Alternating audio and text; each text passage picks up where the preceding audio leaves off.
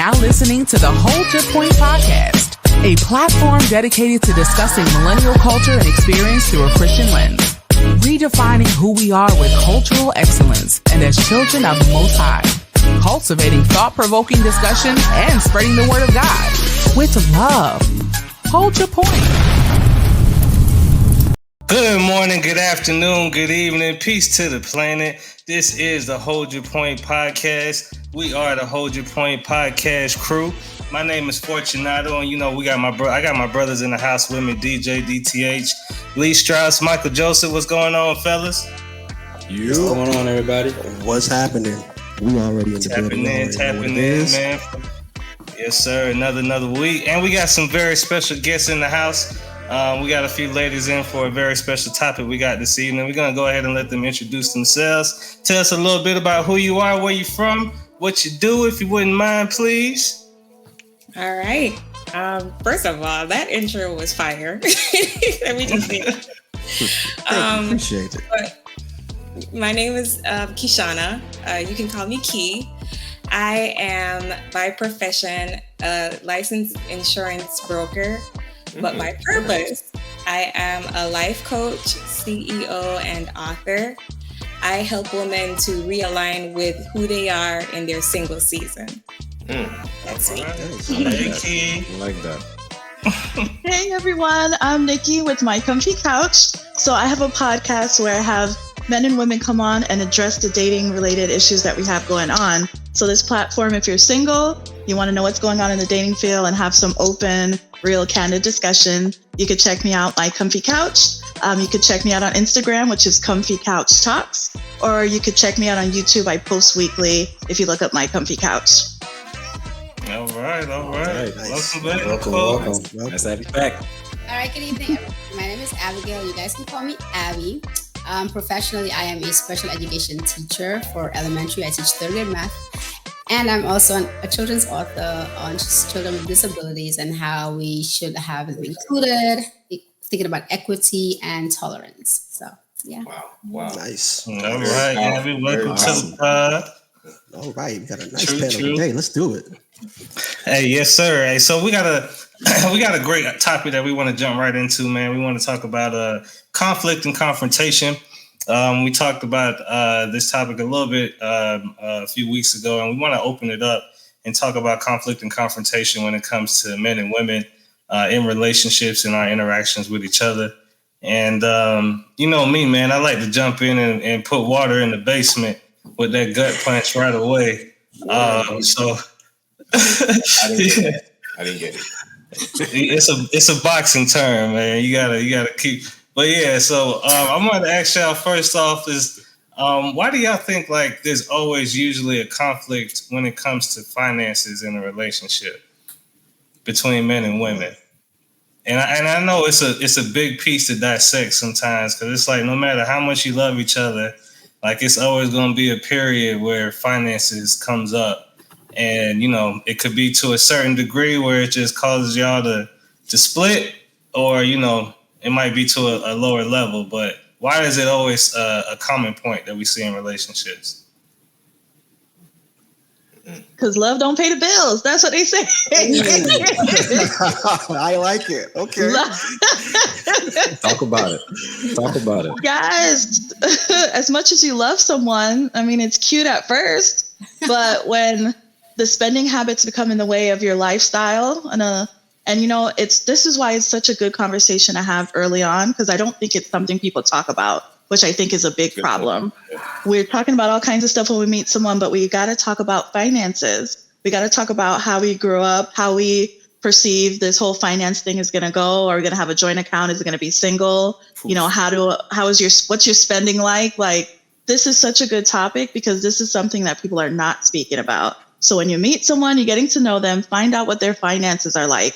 I know we don't want to touch on things like credit and all that kind of stuff when you meet someone, but my God, that is, like you said, a deal breaker oftentimes, and it needs to be talked about early on. I also think a lot of men are intimidated by women who make more money than them for whatever reason. I feel like innately men feel like they're the providers. They're the ones who have to go out and hunt and gather and provide for their families. And they feel like women who are more educated, women who have more money, they have more options, right? And they feel like the woman is more, she'll probably have that propensity to leave if she feels like she's not secure financially because she could do it on her own. So I feel like women should not apologize for being educated, for being... Let's go, Abby. Right? So I chose to have a career, and I feel like I'm being punished for that because men cannot deal with a powerful woman who is after her money. I'm not understanding. How do you even jump to respond to that? Well, let me go ahead and do it. So I think women should apologize for that. I'm just kidding. David, I'm gonna come find you right now. I'm just kidding. But you know what? To answer the question, why is there this conflict? I mean, I like what Nicole Comfy Couch said. There are different understandings of money and how to use it, how to gain it, what its worth is. I will say, I do believe in general, most women are very, a bit materialistic with certain things.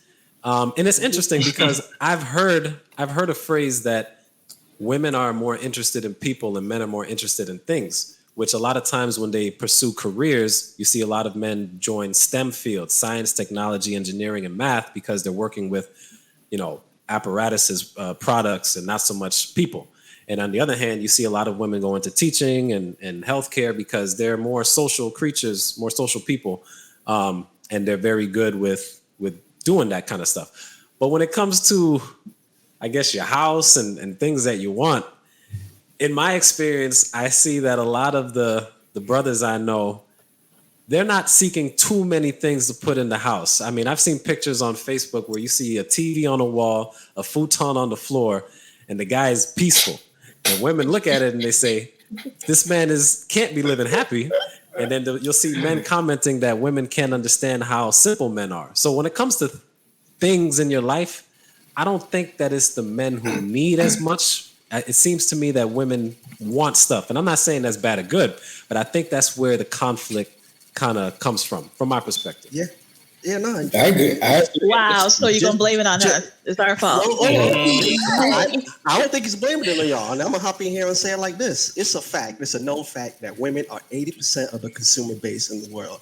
So in talking about the consumer market, it's talking about it's women that are usually buying products, that are usually buying these items, that are buying things or whatever.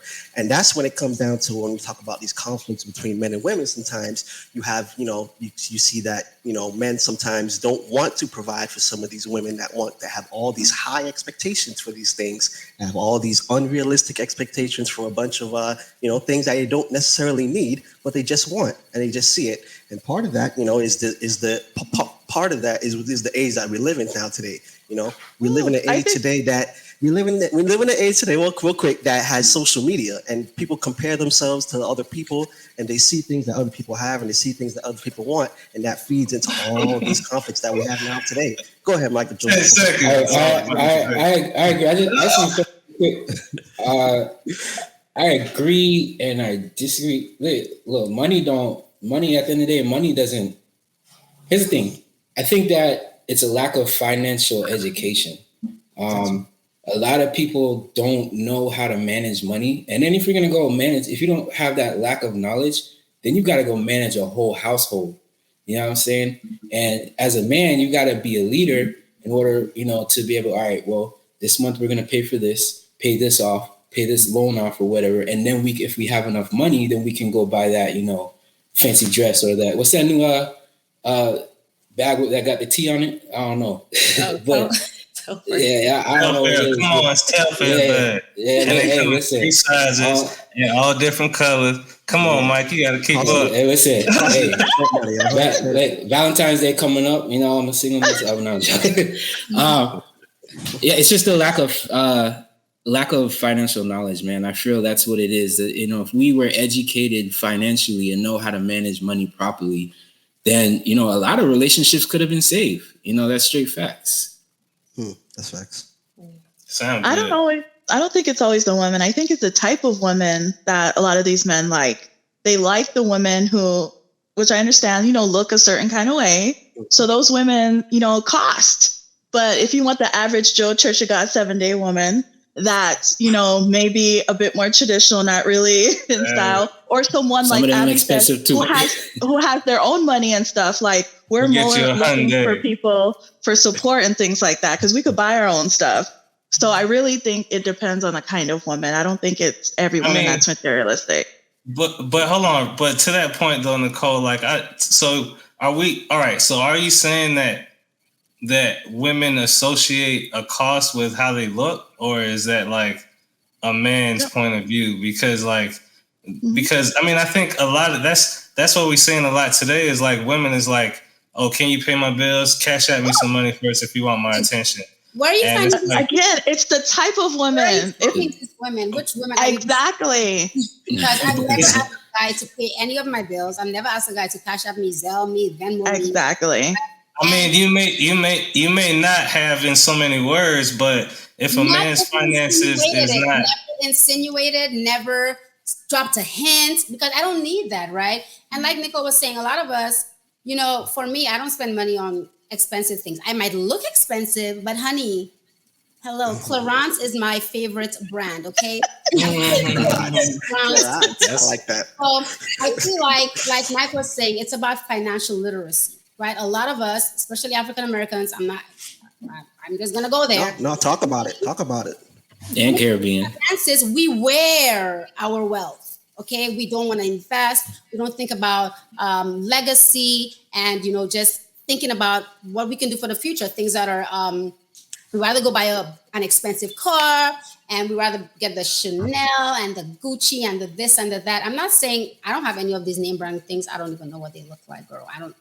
But at the end of the day, what you value as a woman, if you think what's in your closet and what you put on is going to attract a man, when we think about the law of attraction, when these things come off, who are you, right? And a lot of men are so enamored by the physical because that's just how men are. They see things, they like things shiny. And like Nicole said, it costs. You have to maintain that. You found her with a Gucci, don't come give her no $50 bag and for her birthday. She's gonna be like, well, so whatever you decide to take, you have to be able to maintain that.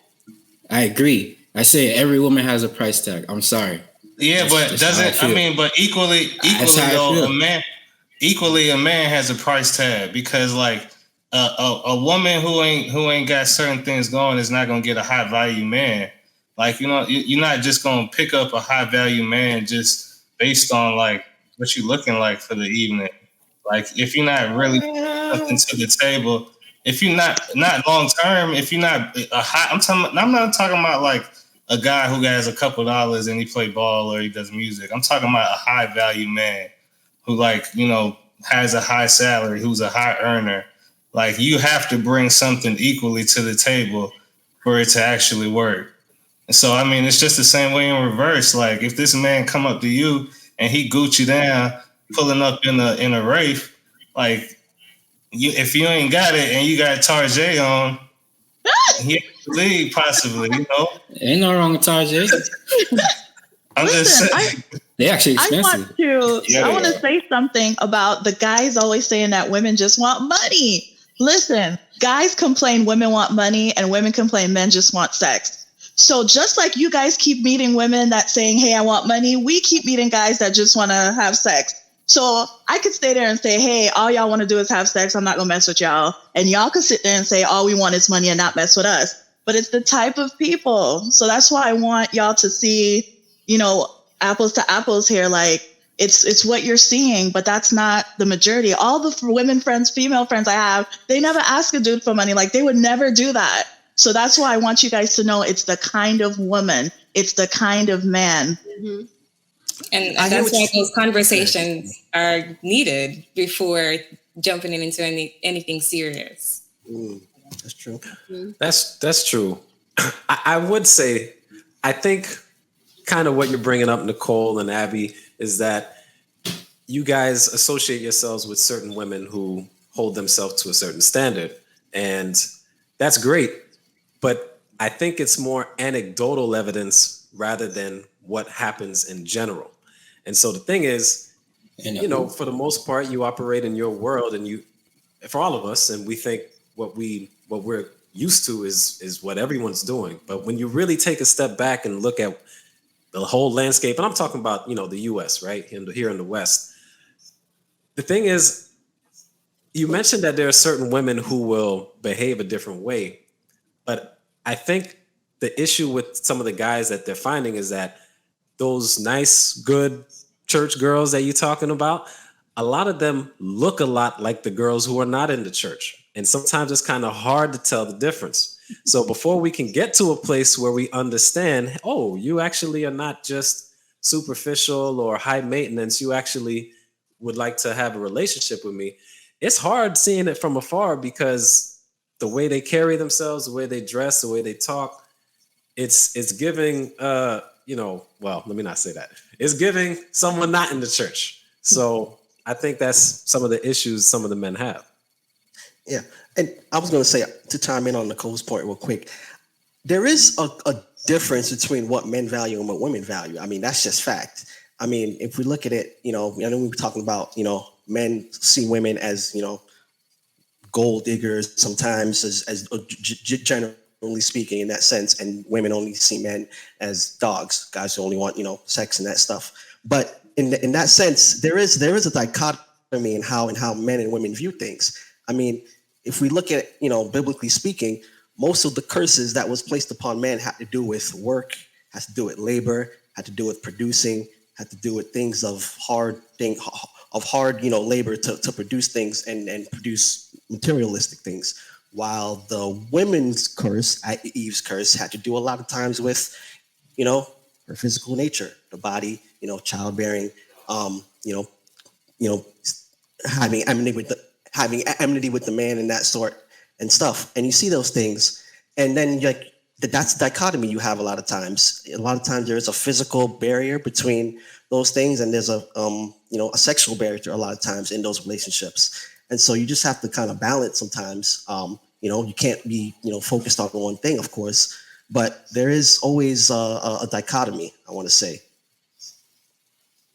So what is the solution? What do y'all suggest if there's a man and a woman having financial disagreements? How can they go about working through it? Should the woman just listen to what the man says? Should the man just listen to what the woman says? I mean, I'm just curious to hear y'all thoughts on that. I think the goal should always be solvency at the end of the day. So whoever's plan brings us to that most efficiently is the one I think naturally that, we should go with. I think a lot of times, like, the arguments, even though when it comes to finances, is like, it's not even from a place of like not having. Sometimes it comes from a place of having, and then and exactly, and having Amazon show up to the house every day. Now the delivery man on a first name basis. So you know what I'm saying? And it's like, how do we get to the points where we can communicate on that level when it comes to finances, and really come to a point of resolution? Yeah, I have a couple suggestions. One suggestion is to first understand the person's background when it comes to finances. A lot of times, you have to know the backstory and see it from that person's lens. It's easy to look at someone and say, hey, why are they spending all this money? Why is their credit terrible? Yada, yada, yada. When you hear their backstory, like, hey, my parents' credit was terrible. They didn't teach me this, and that. We were spending like crazy, whatever it is. So I think it's one, understanding that person's history and not judging them based from your eyes, and understanding why they do the things they do. Another thing I would say is to whoever has the strength in that, let them manage that. So if you're a man and you feel like, oh, I want to be a man and do everything, but she is stronger in the finances, then let that woman handle the finances. Like, I think it's always got to be a team effort, and whoever's better in that needs to be the one doing that. Definitely. And go ahead. No. Sorry, finish. No. Oh, and I'm saying if some restrictions needs to be put on it, like, you can't take it personal. When it comes to like money, you just got to be open and put stuff on the table. If it's, hey, babe, you go overboard with the money, I'm rationing you. I'm going to give you your $15 lunch money every day. You ain't going to come from the account. I'm going to transfer it to you every day because you don't know how to act. You on probation for a month or two. until I see that you know what I mean? Like, to me, you have to be honest and do whatever it takes sounds good to make things work. Oh yeah, probation. Yeah, no micromanaging. A lot of times ego gets in the way from men, you know. Exactly. But yeah. But no, I just want to ask you guys individually, do you guys, you know, just a quick side note, do you guys believe in 50-50? Oh, let's go. In terms of like, let's get to the root of the crooks there. As far as, you know, as far as finances, you know, not like saying paying the that, bill? Yeah. Like, yeah, you know, paying the bills, Nicole. Let's go. The rent coming $1,600, $800 for me, $800 for you. That's how wait, we're in 1,600. I'm just asking a question. Me? I don't know. Me personally, I think if I'm married, all the money's gonna go in one pot, and we're gonna pay the bills from the pot. We're gonna save from the pot. We're gonna just start spending money for the week from the pot. I don't believe in really like separating the two. That's me personally. I share this. Oh, go ahead. I'm sorry. Go ahead. Go ahead. No, go ahead. Now I was just gonna say, when I do get married, that's kind of the same setup that I want to have. Of course, I feel like we should have our separate accounts as well, but a percentage should go to the joint account, and that will be for operating expenses like bills and other stuff. Like our yeah. What's is mine, what's mine is mine. Oh my Lord. No. I'm just joking. I've heard that. No, but for real, I feel like it's a concerted effort, right? What are the things that we need? I have my salary, you have your salary. Let's put it together. 2 salaries are better than 1, right? And the bulk of the expenses should be, equitable. What do you guys think? Like, right? I don't know. Is it what y'all thinking? 50-50 or what? So basically, at the end of the day, it's 3 different accounts: my account, your account, and then the one in the middle. Really? So do you think all the money should be like? I'm asking. That's what you guys are saying. So like, we have our own individual account. We have the bill account. I guess emergency money account. My account, your account, and that's so it's a question. That's how I do. I'm big on percentages, so that's how I would do it. Oh, okay. To answer Nicole's question, I'm not married yet. Hopefully one day when I am, my ideal situation is I want to handle everything essential. So anything that's essential, I want to handle it. That's me. That's just me. Ideally speaking, if God provides for me that way, and that's the way it is, that's the way I would like it. And then anything else, like supplementary, or luxury wise, that might split that way, or she might take care of some of that stuff. Yeah. But I think essentially, I want to take care of that stuff. Go ahead. Listen. In return, does she have to keep the house clean and wash and cook and all? Do you expect that in return? Well, hold on. Let's let the guys answer first. Well, go ahead, DTH, because I got a question. DJ, I think you had something. I was gonna say, like, I like Nicole's idea of definitely. I don't know who said this. So you have your account, I have my account, and then we have an account in the middle. The account in the middle is where we pay the bills, right?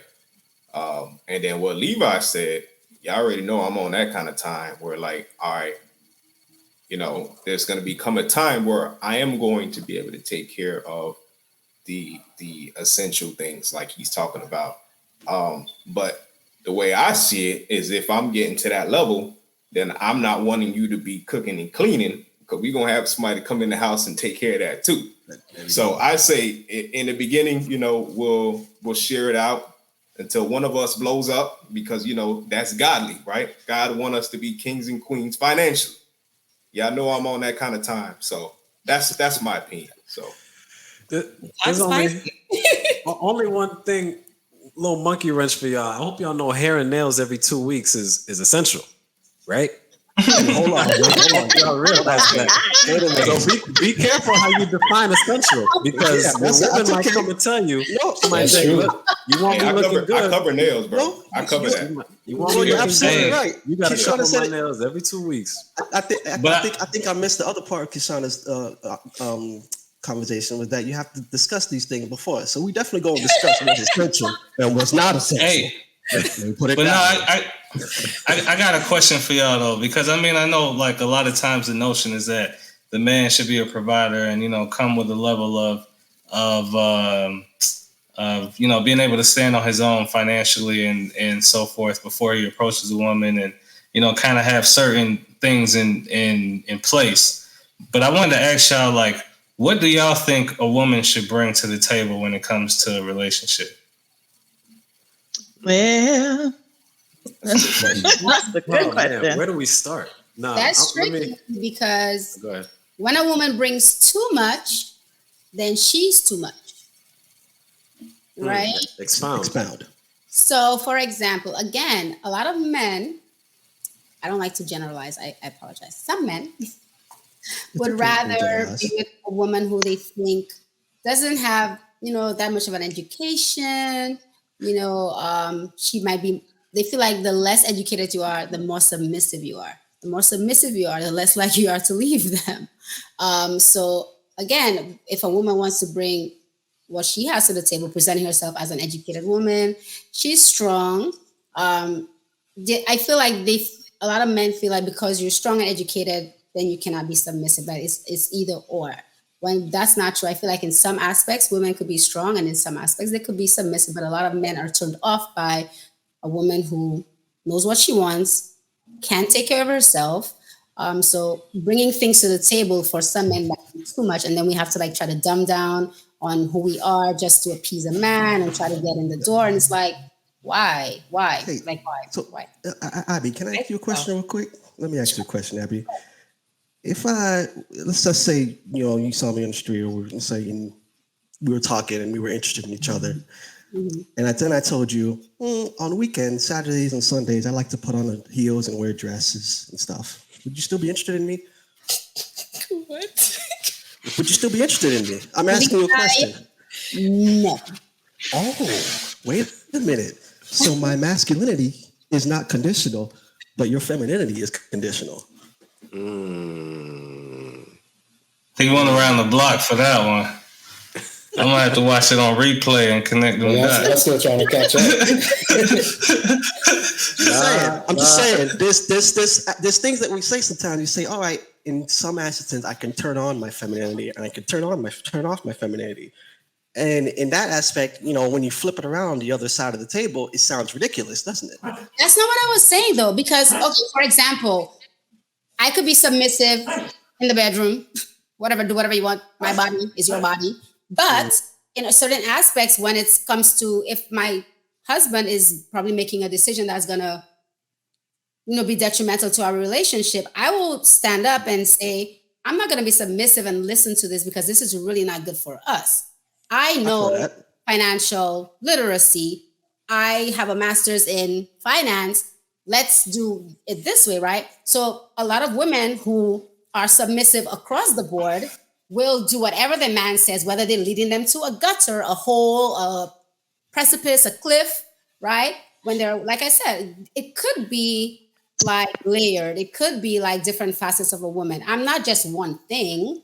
I'm not just strong and independent and that's it, run away from me because I will, right? I have a softer side to me and I know it's not like I'm playing different roles. It's just who I am. There's different layers to me. So in certain aspects, I could be submissive. I have no problem with that. But there are other parts of me where, because of, I guess, my knowledge, my experience, what I bring to the table in that aspect, it's okay to be not submissive if that makes sense. And sometimes that precipice that the man might be taking you to could be a gateway to the promised land, but we don't let the man lead. I wanted to ask y'all another question too, real quick, because you said something else, Abby.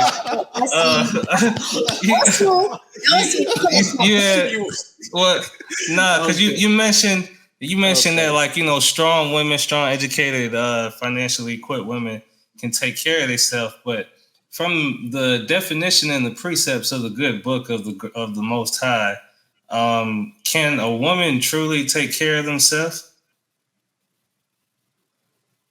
Or can a wife? Hold on, let me rephrase. Because the Bible says that, when you find a wife, you find a good thing. So a woman becomes a wife before she's married. So can a wife truly take care of themselves? That's not how God intended it to be.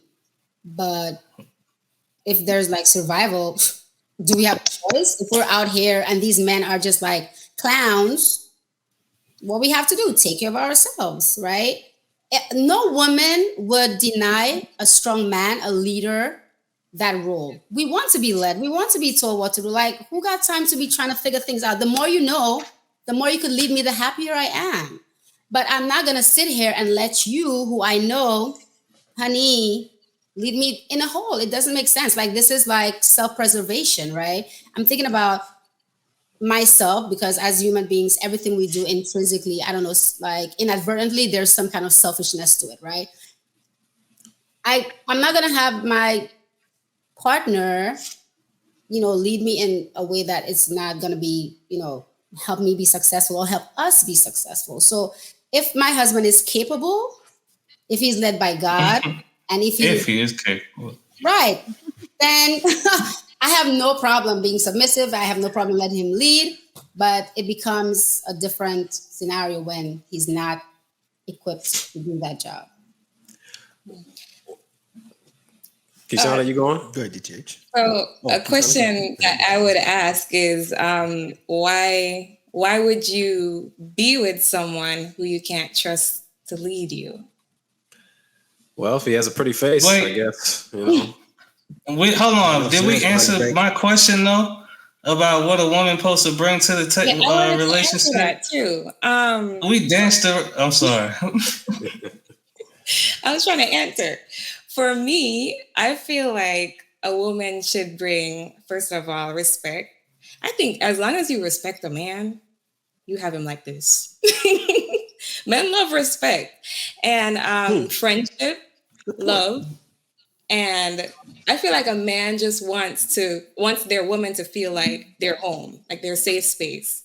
Because at the end of the day, big fact, they go out there and they're trying to provide, and sometimes it feels like the world is against them. It's even worse when they come home and they cannot come home to a safe space. So I think that's what a woman should bring to the table.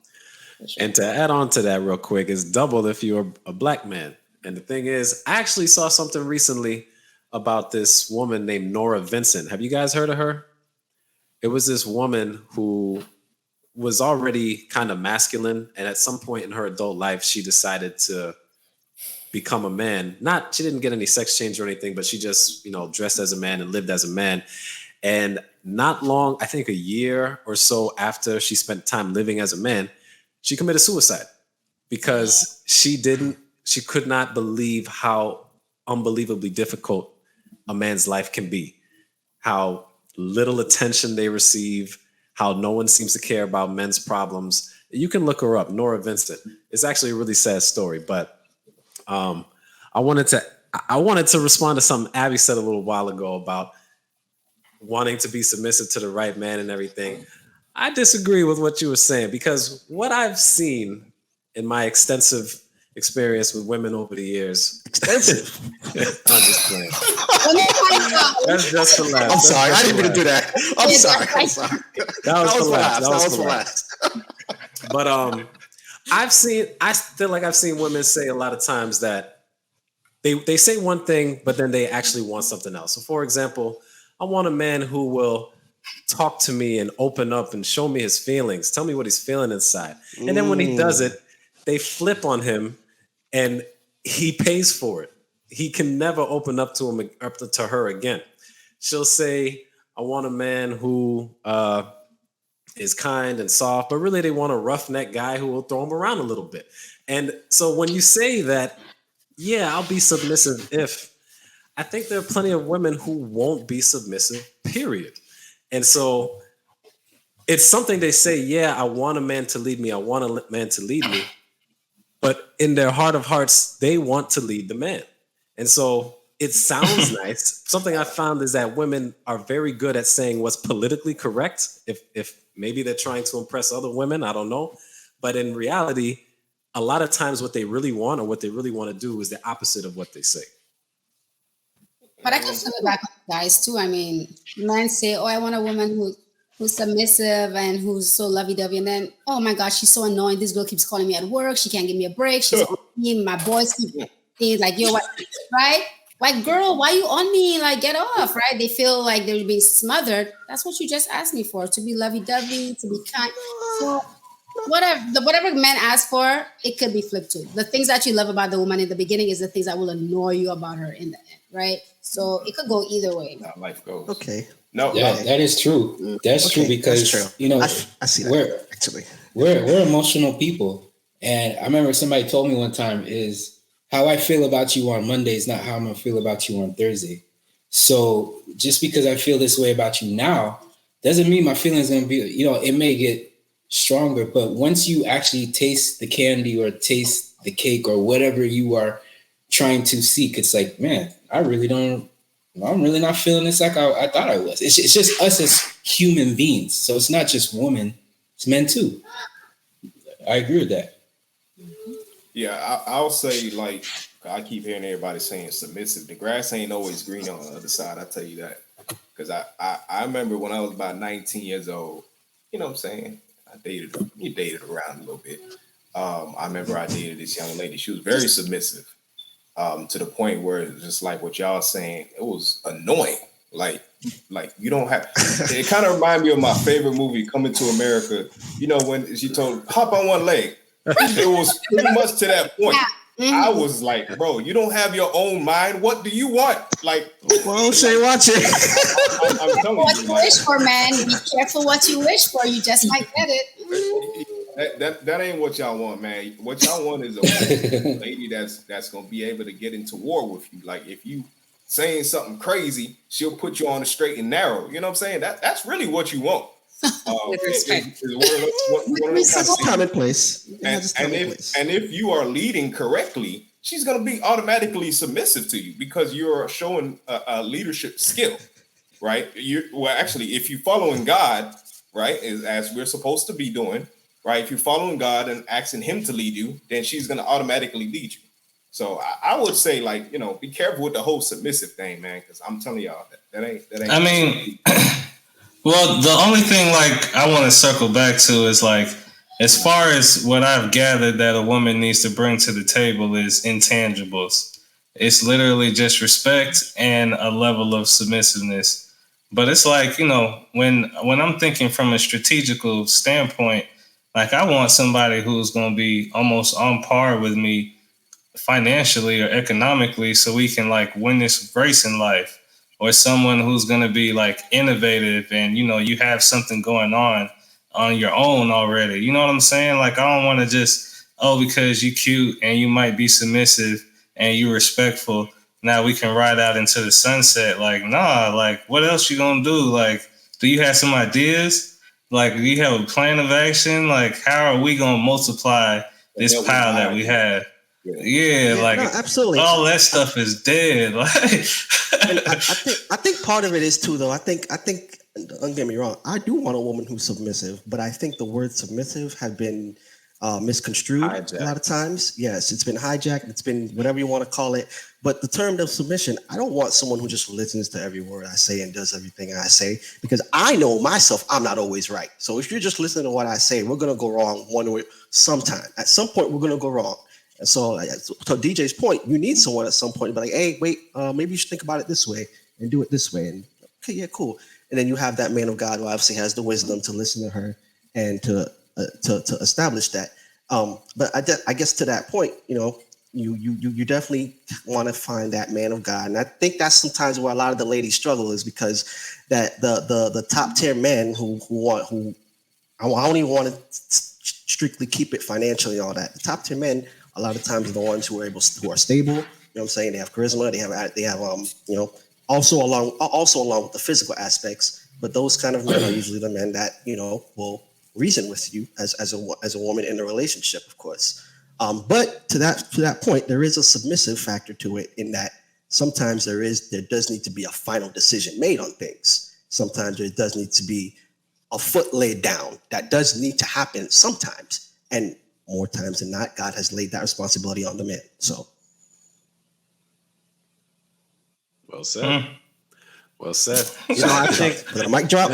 I'm sorry. I think good conversation, but something that always comes to mind, because I hear women bring this up a lot, and it's 100% true. Christ is the man is representative of Christ, and the woman is representative of the church, right? In terms of the marriage relationship. And, the man better be ready to die for me, right? That's what the woman says, just the way Christ was willing to die for the church. But on the flip side, the church is supposed to be submissive to Christ. And when you think about it, I'm in agreement with what was said now. I'm not saying a woman needs to just listen to a man 100% and never question anything. But, there's a way to go about it. There's a way to speak to the man. And I just think if one party is willing to die for the other, that person is in charge. If someone, when things get bad, and one of us has to die, that person is in charge. There's no way around it. The church should die for Christ too. Down. What's that? The church should be willing to die for Christ too. Yeah, they should be willing. That's true. But Christ has already done it, right? And so when it comes to husband and wife, the man is expected to take that sacrifice when the time comes, and as he should. I don't say it's a wrong thing. My only thing is, if the man has to do all of that, the least you can do is work with him. You know what I mean? That's kind of what I'm kind of getting at. I agree. I mean, but at the end of the day, it's not even about, leadership. Like women, we know our roles, we know our positions, we know there are things that we can and cannot do innately or maybe physically, right? Maybe even like in terms of our emotions, because women are more emotional than men. Again, we do want to give the reins over to the man as long as he is qualified. But see, that's the issue, is that right now we're finding an issue where there are a lot of men who are not leaders. And there are a lot of women who don't know how to step back and let the man lead either. So it's on both sides. So it's on both sides right now to see, this is what we're working with right now. How can we work with each other with what we have? And we need to come up with solutions, because that's what we're working with right now. I honestly, I got a question. Oh, go ahead. Go ahead, DJ, my bad. I was just going to say, I don't think, to piggyback on Nicole, I don't think women should step back. Like, if y'all see my man ain't leading right, do not step back. I say step back, meaning like allow the man to make decisions without feeling like, you're always on him and you have to always do everything and you have to have the final say. Like, I think we have a lot of women, like you said, in the workplace, we are giving directives or we're hustling. We're doing a lot of things that people will perceive as masculine. So I know a lot of women sometimes may have the issue, and they're single moms too. So we're used to being the one making the decisions, leading the house and everything. So when we get with a guy now, we're not even doing it on purpose. Sometimes we don't know that we're not allowing him to, be the one to, protect, to make the decisions ultimately and that kind of thing. Like, we just step in his way so many times and we're not aware of it. That's what I mean. I'm not saying that we're not speaking up. It's not okay to speak up. It's just when you're overstepping all the time and taking the lead and not giving him opportunities to lead. Habitual line stepper.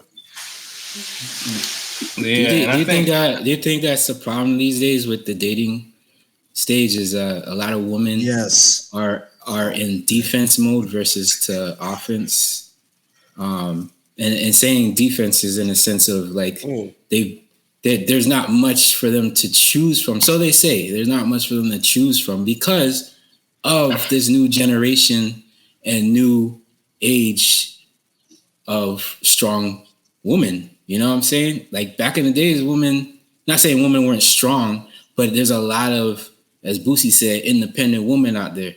So, do you think that's why a lot of situations, like a lot of relationships don't work, is because they're going in defense?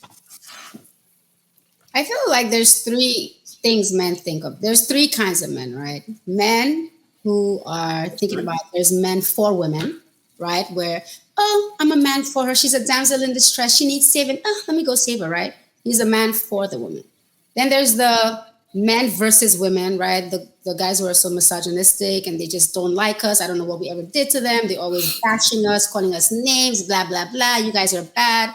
And then you have the one who think about men and women in partnership, in harmony, right? You might help meet. You're not my helper. You might help meet. Eve was helping Adam in the roles that he already had. right? So it's 3 different ways of looking at a woman, and choose whichever one you want, boys. Boys. Men. I'm just kidding. I knew it's something. I'm just kidding. No, I'm just kidding. But I mean, so. Oh, sorry. Go ahead, Nicole. Go ahead. No, I was gonna say that I noticed that even the media, like the movies and the TV shows that kids watch, because I have a daughter, a lot of times I notice that the girls in the show are so much more masculine than the boys. Like the girls will be making fun of how the guys can't step up and they're afraid of this and that. And the guys are all like wimpy and stuff on the show. So it's like I'm seeing that the programming is there as well to like switch the roles with male and females. So it's crazy. It's simple. It's a plan of the devil. It's a plan of the devil to destroy the family. If he knows if he can get men to act like women and women to act like men, this thing's gonna be flipped on its head like it is right now. Go ahead. Sorry, go ahead. No, I was saying in addition to that, it's also a lot of women are going into relationships with trauma responses, going in there without doing the proper healing in their single season. So that's a big. Hey, she got a book on that, y'all. I was about to say, it'd be really nice if those people could find someone whose purpose was to be a life coach, right? Hey, but I wanted to, I wanted to chime in too, because like I think someone asked like, why women, or Mike asked like why women are on the fence like when they dating and stuff, and I think it's because like we DTH said it one time before, like good times produce weak men, and we've been in a season of good times, and it's like the leadership qualities that we had in men is not the same like it used to be, because we've been in a season of good times. So we have like a volume of weak men, so to speak. You know what I'm saying? So like, and because women outnumber men just naturally, like they're gonna run into a lot more men who are not leaders and who are not equipped. So just off rip, they have to like just be more defensive, because that's what they're running into more times than not. So while that's true, I would say I do think there are a good number of eligible brothers that are available. It's just a matter of they themselves putting themselves out there so women can see them, and also the women, looking a little harder, because sometimes there's a diamond in the rough that you just might overlook because, his clothes aren't fancy or something. I don't know what it is, but, there's a lot of good brothers out there who love the Lord, who want to serve him right. And if that's really what you value the most, then, hopefully that's what you can get with. So now, really quickly before we wrap up, I want to ask y'all another question. In the means of relationship, right? And we talking about in means of a husband and wife, sanctified under the Holy Ghost and in the Spirit of the Lord. Do y'all think that sex can be a means to ending conflict? Like if we got issues going on, like do you think that can be a means to ending conflict between a man and a wife? Duh. Absolutely. Hey, hold on now. You want to go ahead, Abby? Because I'm about to keep it real. It's a temporary solution. You're putting a Band-Aid on it. It's like, hello, when we wake up in the morning, problem, smack in the face. We're going to do it again and every time, again and again, all day. No. Hey. Wow. Communication, like verbal, not God, not... It also creates problems too, but hey, that's another topic. So God made it feel good for a reason. It can definitely solve a lot of issues, right? Come on now. Because right after you like, so you hungry or what? Okay. Okay, Jody with the tacos. I don't think it works like that way for a woman. A man is more driven just by physical action, but the woman, it's just probably gonna compound things. It's gonna be more of an issue. Right? Does that work on you guys? I forgot what we was even mad about. Just that simple, like. Look, let me put it this way. Again, I mentioned that earlier. Men are simple creatures, right? It don't take a lot to keep us satisfied. I've heard someone put it this way, and I believe it to be true. If a woman wants to please a man, remember the 3 S's. Sex. Wait, let me write that down. 3 S's. Sex, sandwich, silence. There you go. Now, In that order? Whole wheat bread, please. You might have to mix the order up. But yeah. It might depend on the man. She gotta ask her, but she has to ask him what he wants on the sandwich. So it can't be silent first, so. Hello. To You gonna get no clarify, sandwich. to clarify, Oh, okay. silence just means peace. Peace, okay? Not that you not talk ever. But My those 3 goodness. things. Sandwich, provide sex, those- silence. Yeah. My goodness. Nah, the sound has to be after, dog. Hey man, well this has been another powerful hour with the Hold Your Point Sanity. podcast. We are the Hold Your Point podcast crew. We appreciate our guests, Kishana Rose, Abby, Nicole from My Comfy Couch coming on and joining us, man, for another riveting hour talking about a little bit of confrontation and conflict between men and women. Ultimately, man, as young believers and millennials, I think we should always seek the Lord first in all that we do to make sure that we have the right direction in all that we're doing. And, make sure our mates, make sure ourselves and our relationships is in the right alignment with God and his purpose.